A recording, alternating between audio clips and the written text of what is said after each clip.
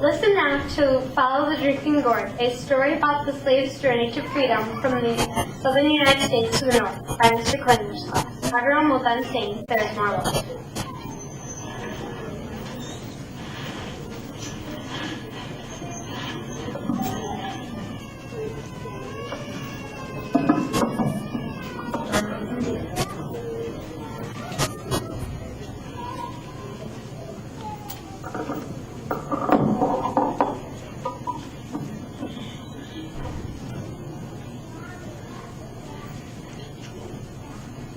In the early days of slavery in the United States, many slaves tried to escape their cruel bondage by fleeing north, usually to Canada, to freedom. By the 1840s, a loosely organized group of free black slaves and white sympathizers formed a secret network of people and places that hid escaped slaves on their dangerous journey to freedom, a network that came to be known as the Underground Railroad.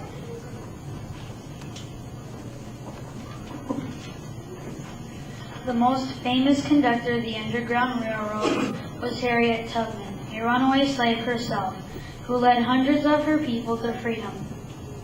Among other conductors, there was one-legged sailor named Peg-Leg Joe.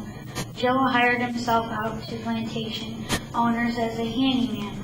Then he made friends with the slaves, taught them what seemed a harmless folk song, Follow the Drinking Gourd. But hidden in the lyrics of the song were directions for following the Underground Railroad. The drinking gourd is the Big Dipper, which points to the North Star. When the sun comes back and the first quail calls, meant spring, when travel might be least hazardous. As the runaway slaves found the star's north,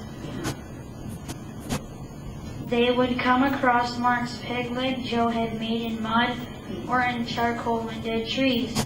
A left foot and a peg foot, and they would know they were on the right trail. The fugitives were guided from one hiding place to the next, until with luck they made it to Canada or other safe places in the north.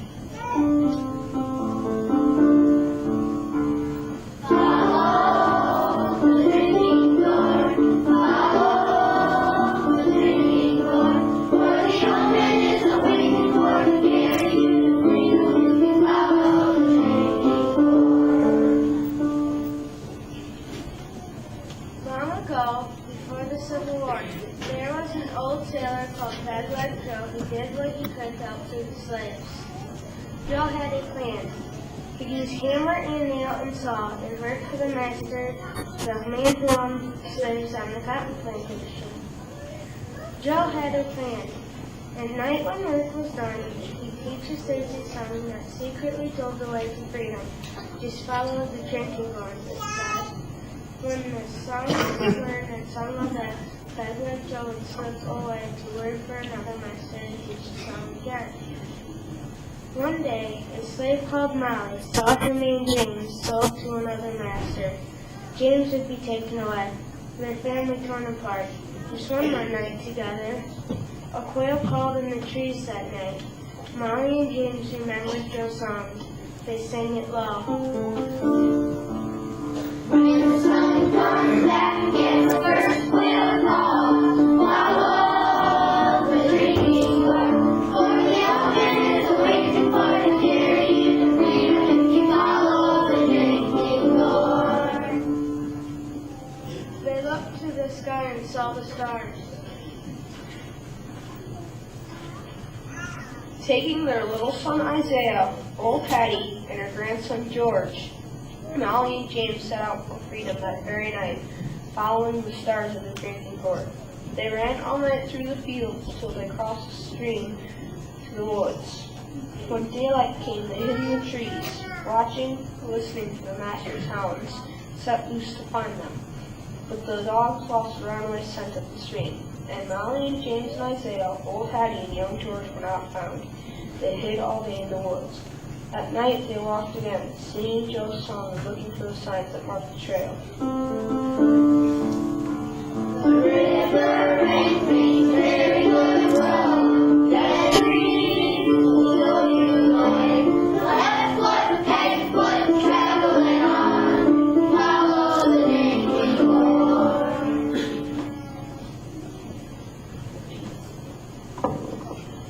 Walking by night, sleeping by day, for weeks they traveled on.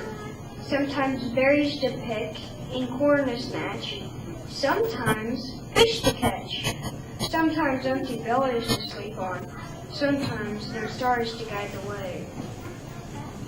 They never knew what lay ahead. There was danger from men who would send them back, and danger from hungry beasts, but sometimes a kind deed was done.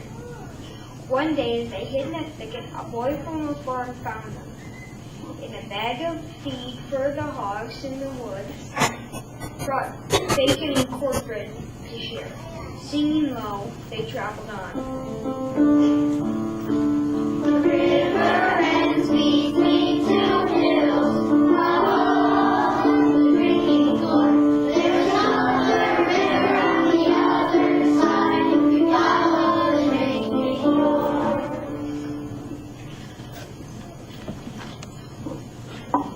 On and on they followed the trail to the river's edge. From the top of the hill they saw the new path. Another river beneath the stars led them to freedom land. The drinking gourd led them on. The song was almost done. Big river needs the wind, follow the river, follow the drinking gourd. For the ocean is a waiting for to carry you to freedom if you follow the drinking gourd. Then they climbed the last hill. Down below was Peg-Leg Joe, waiting at the wide Ohio River to carry them across. Their spirits rose when they saw the old man. Molly and James and Isaiah, old Hetty and George ran to the shore. Under a starry sky, Joe rowed them across the wide Ohio River. He told them of hiding places where they would be safe. A path of houses stretched like a train on a secret track, leading north to Canada. He called it the Underground Railroad. It carried riders to freedom. The first safe house stood on a hill. The lamp was lit, which meant it's safe to come. Ragged and weary they waited while Joe signaled low with a hoot like an owl.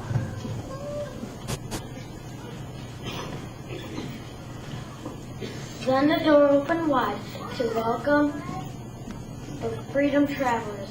They were rushed through the house to the barn, where the farmers knew there were slave catchers near. A trap door in the floor took them under the barn to hide till it was safe to move on. Then Peg-Leg Joe went back to the river to meet others who followed the drinking gourd. With danger still near, too close, for he's the farmer, sent the 5 travelers on. He drew a map that showed the way north on the midnight road to the next safe house just over 2 hills. This time, James called the signal, a hoot like an owl. That opened the door to a Quaker farm. The travelers were led to a secret room hidden behind shelves. They rested here for many days and held their meals. Salt fed, chill meals, and washed away some fear and pain as they smiled. When they were strong, they traveled again from house to house on the underground trail, still following the drinking gourd north. Sometimes they traveled on foot, sometimes by car. They wagged and they rode near their journeys and carried fruits to markets and runaways to freedom. At last they came to shores of Lake Gier. Molly and James, old Hattie, and young George climbed aboard the steamship that would carry them across to Canada to freedom. 5 more souls are safe, old Hattie cried. The sun shone bright when they stepped on land. They had followed the drinking gourd. Follow